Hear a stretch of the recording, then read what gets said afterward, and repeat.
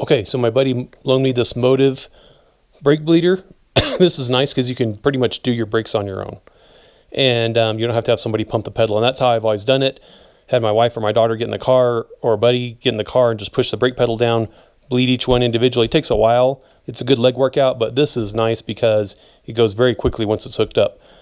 Now, I bought this Chrysler Adapter, and this fits the JK. I'll give you the part number here. This is the aluminum one. I think they make a plastic one as well. This was a few bucks more.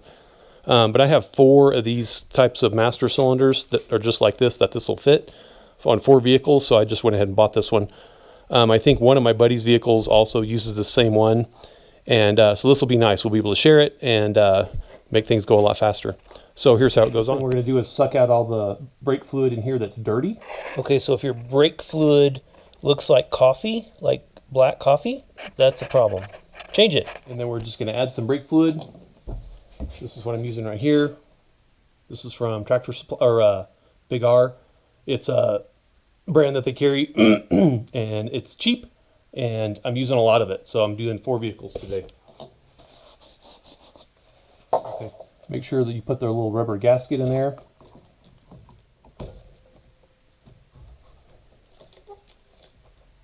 Okay, and that locks just like that. Now, we haven't got the quick connects for this, but you know, use some Teflon tape, connect it together because you want it to hold air pressure first to make sure you don't have any leaks, because you don't want brake fluid leaking out all around that or at that connection or one of the other connections.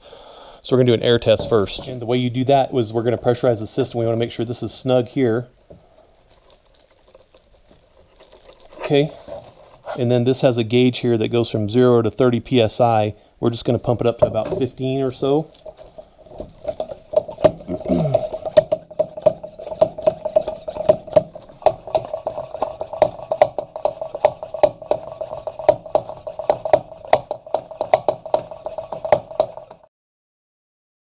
Okay, that was a workout. That was a upper body workout right there. So if you're doing it the old-fashioned way, like I've traditionally done it, just with you having somebody push on the brake pedal, you're going to get a leg workout. If you're using this, you're going to get an arm workout. Take your pick. We're going to watch this for 2 minutes. Make sure it holds pressure for 2 minutes at 15 psi. If it holds for 2 minutes, that means we don't have any leaks, and we can then take the pressure off, fill it with fluid. So now that it's been 2 minutes, we're going to unscrew this a little bit, let the pressure off. Maybe.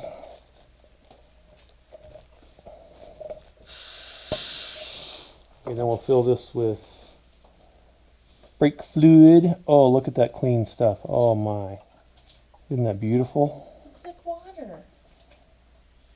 Just hope there's no water in it. Okay, let the process begin again. Hopefully it's going to go up a little faster. Fluid's already coming up the tube. Now that there's some fluid in it, and it's a little over halfway, maybe 2/3, but it sure is pressurizing faster, and that's nice. Are you worried about that air bubble in the tubing? Air bubble in the tubing? Yes. Yes, you should be worried about it, except that the reservoir here has a fluid level in it and an air chamber above it. So as that air goes in, it'll just kind of replace the air that's in the top there. Or not replace it, but...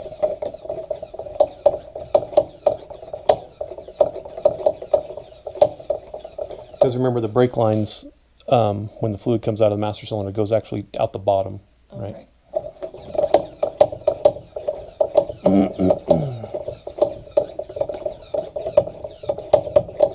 Oh, this is still tiring. Use those guns. Okay, there it is. 15 psi. Let's go get started here. And because that's the farthest from the master cylinder. And take the little cap off here. Now this little plug that I'm using is, I'm just using this. I think one comes with a kit. A hose comes with a kit that'll pop on these.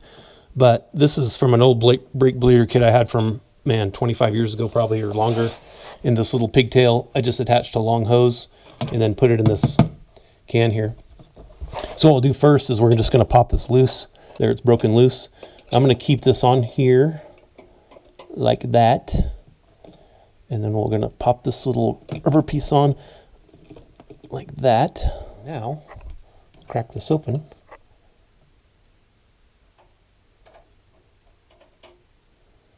And there's some fluid coming out. And I was trying to orient my wrench so I can open it the maximum amount. On this Jeep, I'm using an 11 millimeter. It seems to fit fine. And can you see the fluid coming around there?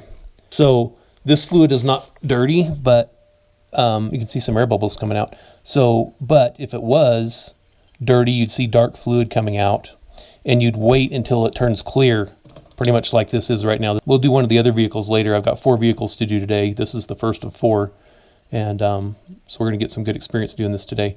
Okay, so that's good. We're going to roll this down now. And that's not quite snug, but it's enough to stop the flow.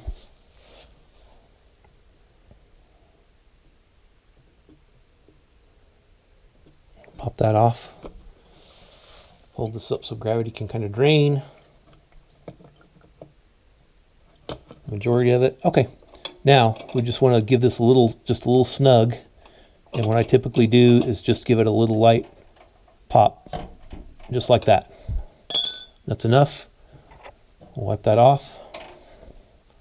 We'll go to the next one. Cap off.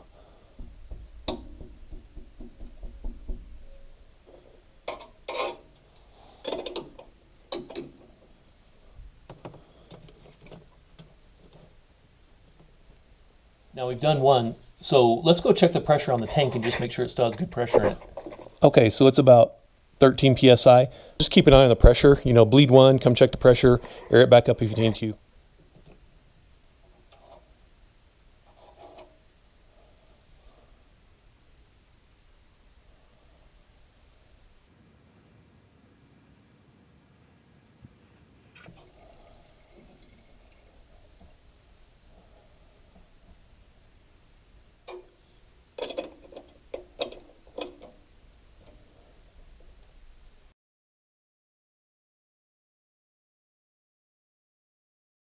Okay, and then just go around and spray the nipples with some brake cleaner just to get any little bit of oil off. That way you can see a leak later.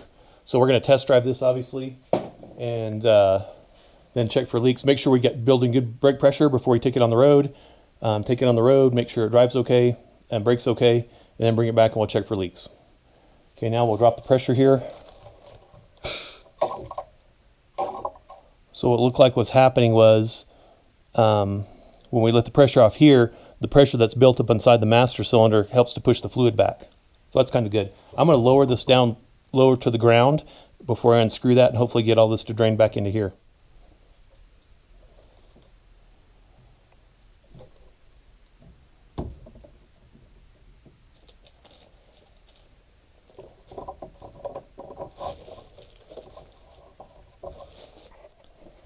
Okay. Nice clean fluid in there. Yep. Okay, now this is not a scientific test at all, but I just wanted to see what it looks like when water is added to brake fluid. So we've got motor oil on the left. This is 1030 conventional motor oil, and this is .3 brake fluid from Prestone here. So we're going to pour 50 mils of water in here, 50 mils of water in here, and just see what happens. We're pretty sure we know what's going to happen here because oil does rise to the top, so the water should go to the bottom. But what's going to happen here with the brake fluid? Now, this is not reality, obviously, because water would never, you would never get 50 mils of water in your master cylinder unless you were like submerged, which happens to some people. So yeah, so there's the water on the bottom, there's the oil on the top. So now let's look at the brake fluid. Here comes 50 mils of water. Now, it's dispersed, isn't it? It didn't separate. And that's supposed to be a property of brake fluid, is it's supposed to soak up water. Now, what I'm wondering is, will the water settle out at some point? So we're going to watch this over the next day. We're going to come back and look at it tomorrow, 24 hours or so, and look at it and just see if it's separated or not. Okay, we'll get a close-up of the oil and the water there.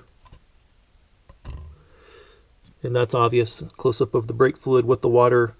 It looks pretty evenly dispersed. There's no levels of anything. And, you know, it's all kind of murky now. It's not clear fluid. So how much water from the air really gets into your brake lines If it's a sealed system, I hear some people argue that can never happen.